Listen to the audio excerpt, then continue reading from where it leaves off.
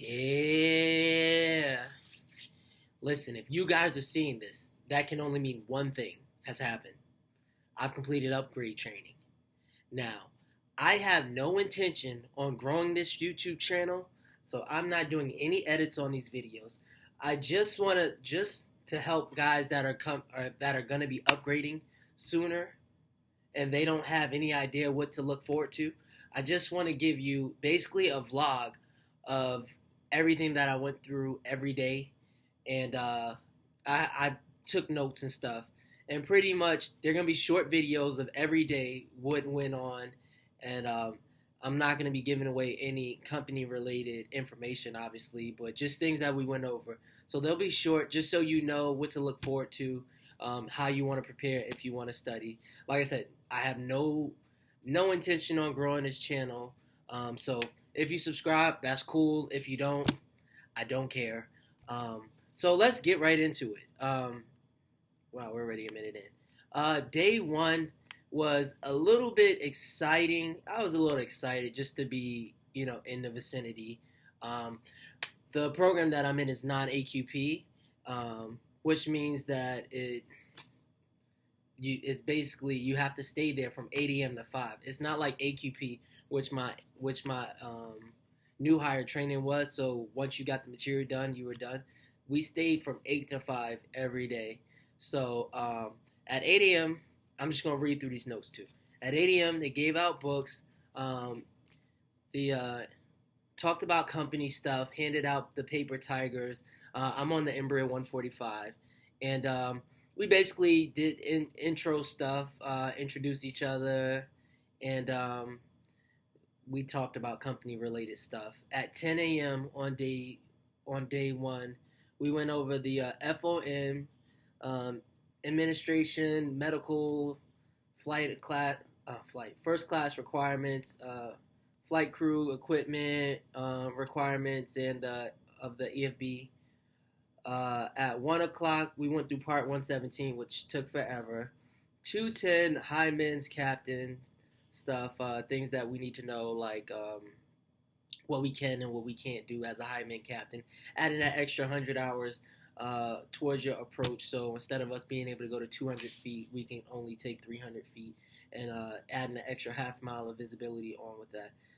3 o'clock, we went over takeoff minimums, which some of you guys should know or should not know. We can't take off from an airport without having a takeoff alternate unless let's see how much I was paying attention. Unless when you come in for the final, like you can shoot the approach coming back in, which makes sense. You don't want to take off from a place where if you can an engine on takeoff, you can't come in and land there because you don't have the visibility or the ceiling requirements to get back in. We went over low visibility taxi, and the approach is Cat 1, Cat 2. They made us do the Cat 2 12-minute video, which is really, really annoying and boring. 4 p.m. was maintenance. They went over a lot of maintenance stuff. Oh, I also want to talk about some of the stuff I learned. I'm 30, so I'm not over 40. So even though I'm a CFI, it's been a while since I've done CFI stuff. So I didn't know that if you're under 40, the first EKG, which costs you extra $100 on your medical, that you have to do is at age 35. So I'm gonna have to get an EKG on my 35th birthday if I'm still flying. Medical currency list says the minimum your EFB should be updated to. Says the minimum your EFB should be updated to prior to your flight. Oh, I was gonna say I don't know what the heck that is. Oh, it just says the medical currency list. I didn't know that, like that we have something like that where it just basically says like if we were talking about iPhones, like my iPhone needs to be at what at like iOS 12 right now. It just says like you need to have at least iOS 10 point something, and it talks about all of your manuals and everything that's on your EFB that needs to be updated to a certain extent for you to be legal to fly. We went over Air Inc., which I was kind of familiar with because I had a situation where they didn't have ACARs in an airplane that I flew with.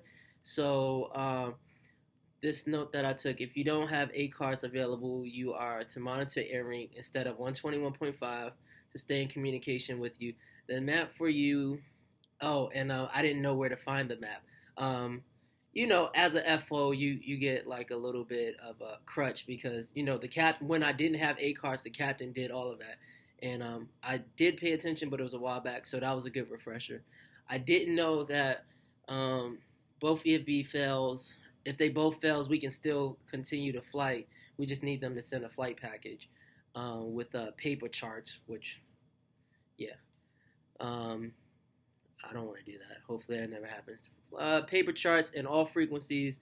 If the mount on your EFB breaks or is broken, they don't want. You're not really allowed to have your EFB out. They don't want it out during sterile. So like, you shouldn't really be using your EFB. Like have it in hand during takeoffs and landings below 10,000. Um, also, if I say something wrong, I'm still learning. I don't know everything.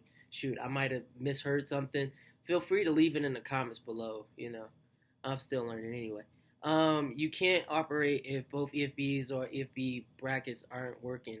Yo, so that basically meant that um, say you're missing your QRH or your frog, they want you like if you're missing it, the actual paper version, they want you to have your EFBs it actually open up like as something that you can reference it really quick. Like say if you have an emergency, you can just pull that up.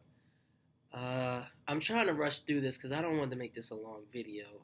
This is going to be the longest one probably because I took a ton of notes. You should never be cleared to cross two runways at the same time. Milwaukee is known for doing that. I didn't know that. Like they can't cross you.